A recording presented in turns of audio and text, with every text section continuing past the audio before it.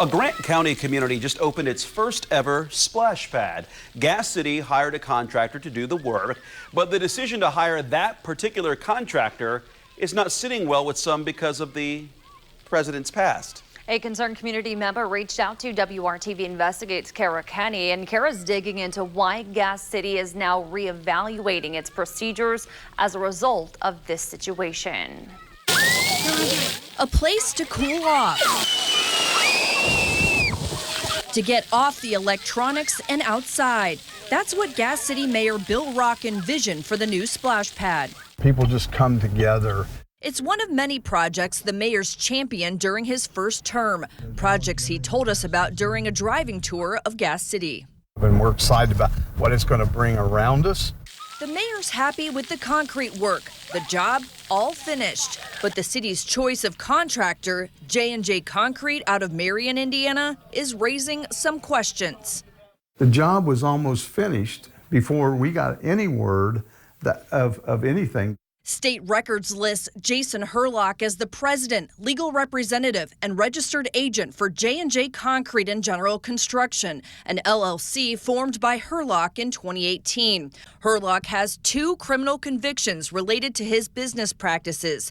Prosecutors said he took money from customers and did not do the work promised.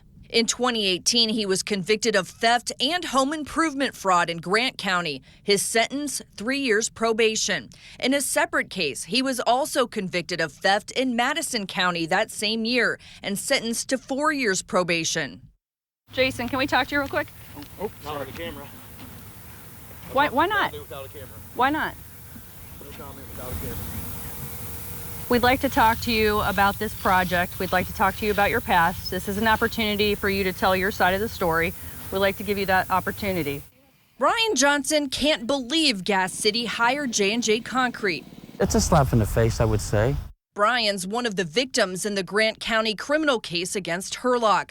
Prosecutors alleged Brian paid Herlock $7,300, half down, to do a retaining wall at his home in Marion in 2014.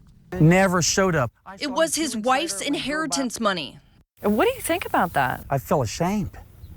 Brian filed a civil lawsuit and won a $51,000 judgment in 2015 against Jason Herlock, doing business as Herlock's Concrete and Construction. The clerk's office says that same year, $3,800 was garnished from a bank account of Herlock, but Brian says that money went to his attorney. Prosecutors and Johnson's attorney both say Herlock made a $100 payment 7 years ago.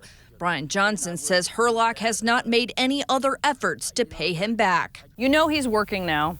Yep. And you're hoping to get some money out Absolutely. of him. You just want your money back. Absolutely. Court records show Herlock owes other people money too. We found several civil judgments against Herlock and his businesses. Brian called the mayor after they contracted with J&J Concrete. We don't do a background check. We didn't know.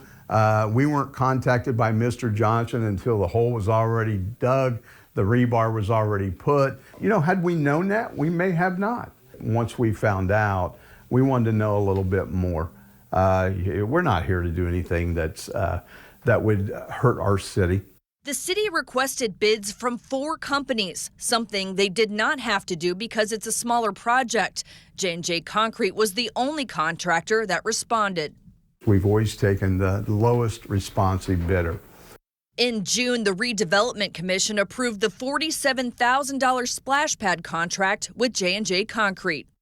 Are you doing everything you can to protect taxpayer money? Oh, absolutely. The mayor says the city didn't pay J&J Concrete any money up front. They paid only after the city reviewed completed work. Will the city be changing any procedures moving forward when it comes to selecting contractors? I would ask my city engineer to maybe look at that. We did have references, and we did contact a couple people that he did work for. The next day, the mayor and the city engineer watched as J&J Concrete poured and formed the concrete. We waited 2 hours until Jason Herlock appeared to be taking a break. I'm not harassing you. I've been standing here waiting for you to talk to me. So when I'm done working, we'll talk. Herlock's son, Jason Wesley, is listed on the Gas City contract as an owner. Naomi Herlock also sent us an email saying she also owns J&J Concrete. They're listed on state records as the vice president and secretary. Are there 3 owners of the company? Can you straighten that out for me? 2. Okay, who are they? Jason Wesley Herlock and Naomi Herlock. So you're not one of the owners? Not anymore. Okay, well you're... Haven't been since February. What about the judgments? Are you going to pay those? What about Mr. Johnson's judgment? Are you going to pay people back? Herlock didn't respond, so WRTV Investigates emailed him and asked for any proof he's paid toward the judgments in his name or his business's. We are still waiting for a response.